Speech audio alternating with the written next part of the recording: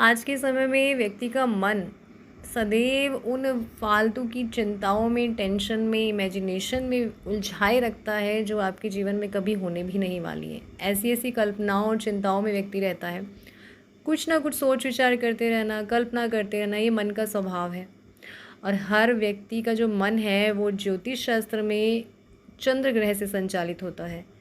किसी की जन्म कुंडली में चंद्रमा अगर अच्छी स्थिति में है तो उसका जो सोच है, चिंतन है, मनन है, वो हमेशा पॉजिटिव होता रहेगा।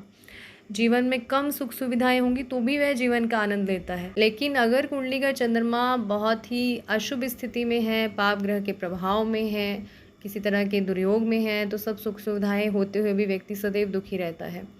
यही कारण है कि हर तरह से संपन्न लोग भी गलत तरह की विचार लाते हुए गलत तरह के स्टेप उठा लेते हैं लाइफ में, जिसमें कि सुसाइड तक कर लेना, ये सब कुंडली का कमज़ोर चंद्रमा की निशानी होती है।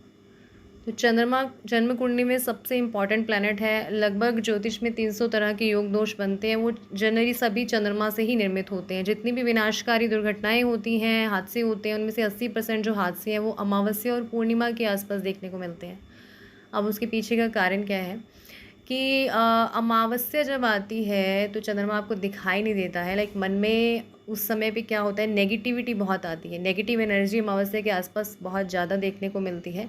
यही वजह है कि उसका जो सीधा इम्पैक्ट है वो व्यक्ति के मन पर पड़ता है। मन बहुत बेचैन रहता है, नींद नहीं आती है, नेगेटिव थॉट्स आने लगते हैं, गलत विचार आने शुरू हो जाते हैं। इसी तरह से अगर हम पूर्णिमा का देखें तो पूर्णिमा जब आती है तो जैसे कि उसका भी कनेक्शन साइंटिफिकली हम देखें तो बॉडी में 70 to 80% पानी है, उसमें भी ब्रेन का 85% तक पानी रहता है। तो उसमें जब पूर्णिमा के दिन समुद्र में जिसको बोलते हैं ज्वार भाटा उत्पन्न होता है, यानी तेज़ी से लहरें उठती हैं, तेज़ी से गिरती हैं, तो वो ह्यूमन बॉडी में जो ब्रेन से कनेक्ट होता है वो जल, यानी पूर्णिमा के दिन उस जल की गति और गुण बदल जाते हैं, जिस वजह से पूर्णिमा पर भी व्यक्ति बहुत ज़्यादा टेंशन रखता है, बेचैनी सी फील करता है। वो भी वो लोग ज़्यादा करते हैं जिनकी कुंडली में चंद्रमा ऑलरेडी वीक है, बहुत कमज़ोर स्थिति में है, 6-8-12 में है, या नीच हो गया है, या किसी राहु केतु शनि जैसे ग्रह के प्रभाव में आके ग्रहण दोष बना रहा है, विष योग बना रहा है, तो एंग्जाइटी, चिंता, तनाव ज़्यादा देखने को मिलती है। तो पूर्णिमा और अमावस्या दोनों में ही मिलने वाला जो नकारात्मक प्रभाव है वो कुंडली के चंद्रमा से कनेक्ट होता है। चंद्रमा एक ऐसा ग्रह है जो आपकी जन्म कुंडली से बड़ा बड़ा राजयोग जो है वो निर्मित कर सकता है, बड़े से बड़े राजयोग को नष्ट भी कर सकता है।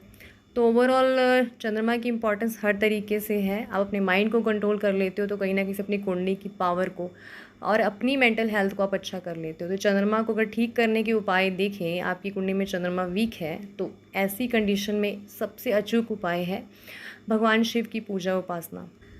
तो सावन का महीना विशेष रूप से भगवान शिव को समर्पित है। सावन महीने में शिव जी की पूजा, शिव मंत्रों का जाप, शिव जी की आरती, शिव जी को प्रिय वस्तुएं चढ़ाना और शिवलिंग का दुग्धाभिषेक। अब इसमें भी बहुत सारे जो है वो कन्फ्यूज़न रहते हैं लोगों को। आपको पूरा का पूरा दूध जो है वो शिवलिंग पर नहीं चढ़ाना है। आपको सिर्फ चांदी के पात्र में, चांदी के लोटे में थोड़ा गंगाजल डालना है, दूध डालना है, थोड़ा सा गाय का कच्चा दूध और बाकी पानी, वो आपको पूरा जो है वो वो जलाभिषेक आपको शिवलिंग पे करना है। इसके अलावा आप पंचामृत से भी शिवलिंग का अभिषेक कर सकते हैं। शिव मंत्रों का जाप में शिव पंचाक्षरी मंत्र ओम नमः शिवाय, शिव गायत्री मंत्र और चंद्रमा की बीज मंत्रों का जाप चंद्रमा को शुभ बनाता है। इसके अलावा डेली जो आपका लाइफस्टाइल है, दैनिक दिनचर्या जो है वो आपकी, उसमें योगा और मेडिटेशन, प्राणायाम, इन सबको आप ऐड करते हैं तो भी चंद्रमा मजबूत होता है। चंद्रभेदी प्राणायाम होता है और एक चंद्र नमस्कार होता है। इसको अगर आप प्रैक्टिकली करते हैं, आपके मन को तो शांत करेगी ये प्रैक्टिस, आपकी मेंटल हेल्थ के लिए अच्छी है, आपकी कुंडली के चंद्रमा के लिए भी बहुत अच्छी है।